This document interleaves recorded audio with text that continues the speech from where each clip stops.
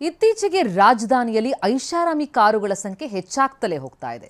ಪಾಂಡಿಚೇರಿಯಲ್ಲಿ registration ಆದರೂ ಕೂಡ ಬೆಂಗಳೂರಿನಲ್ಲಿ ಸಾವಿರಾರು ಕಾರುಗಳು ಖುಲ್ಲಂ ಓಡಾಡ್ತಾ ಇವೆ. ಪಾಂಡಿಚೇರಿಯಿಂದ ಕಾರ್ ತಂದು ನಗರದಲ್ಲಿ ಸವಾರಿ ಮಾಡ್ತಾ ಇದ್ದವರಿಗೆ ಆರ್ಟಿಒ ಶಾಕ್ ಕೊಡೋದಕ್ಕೀಗ ಮುಂದಾಗಿದೆ.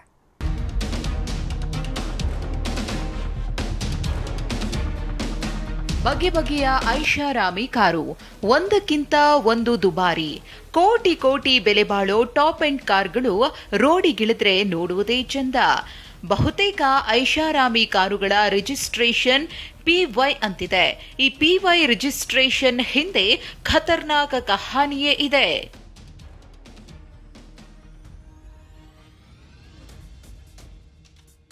ಪಾಂಡಿಚೇರಿಯಿಂದ ಐಷಾರಾಮಿ ಕಾರುಗಳ ಖರೀದಿ, ನಕಲಿ ದಾಖಲೆ, ಟ್ಯಾಕ್ಸ್ ವಂಚಕರ ವಿರುದ್ಧ ಆರ್ಟಿಒ ಸಮರ.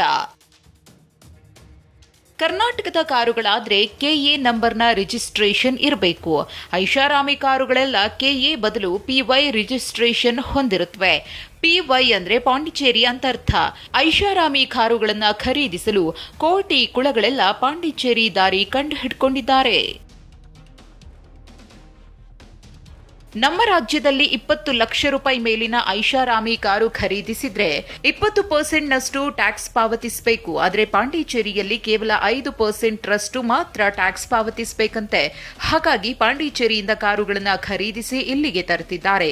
ಇದು ಆರ್ಟಿಒ ರೂಲ್ಸ್ ಪ್ರಕಾರ ತಪ್ಪು. ಹೀಗಾಗಿ ಅಂತಹ ಕಾರುಗಳನ್ನು ಸೀಸ್ ಮಾಡಿ ಟ್ಯಾಕ್ಸ್ ಪಾವತಿ ಮಾಡಿಸಲು ಆರ್ಟಿಒ ಅಧಿಕಾರಿಗಳು ಸಜ್ಜಾಗಿದ್ದಾರೆ. ನಮ್ಮ ಕರ್ನಾಟಕದಲ್ಲೇ ಅವರು ವಹಿವಾಟುಗಳೆಲ್ಲ ಮಾಡಿಕೊಂಡು ಅಲ್ಲಿ ತೆರಿಗೆ ಕಟ್ಟುವಂಥದ್ದು ಸರಿಯಲ್ಲ. ಇದೇ ರೀತಿ ಮುಂದುವರೆದರೆ ಖಂಡಿತ ನಾವಿನ್ನು ಹೆಚ್ಚೆಚ್ಚು ವಾಹನಗಳನ್ನು ಸೀಸ್ ಮಾಡಬೇಕಾಗ್ತದೆ.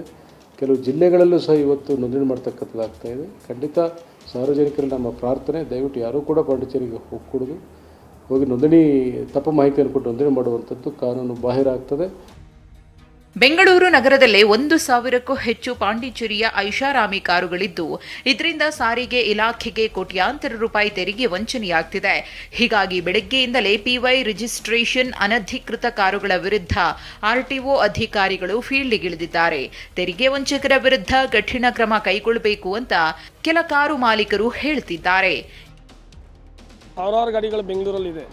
ಎಲ್ಲ ಪ್ರೀಮಿಯಂ ವೆಹಿಕಲ್ಸ್ ಎಲ್ಲ ಪಾಂಡಿಚೇರಿ ರಿಜಿಸ್ಟ್ರೇಷನ್ ಮಾಡಿಕೊಂಡು 5% ಟ್ಯಾಕ್ಸ್ ಕಟ್ತಾ ಇದ್ದಾರೆ. ನಮ್ಮ ಸರ್ಕಾರಕ್ಕೆ ಇದು ಲಾಸೇ, ಮೇಜರ್ ಲಾಸ್ ಇದು.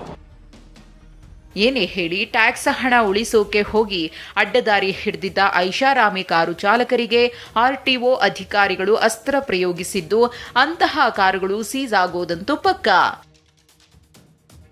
ಕಿರಣ್ ಸೂರ್ಯ, TV9 ಬೆಂಗಳೂರು.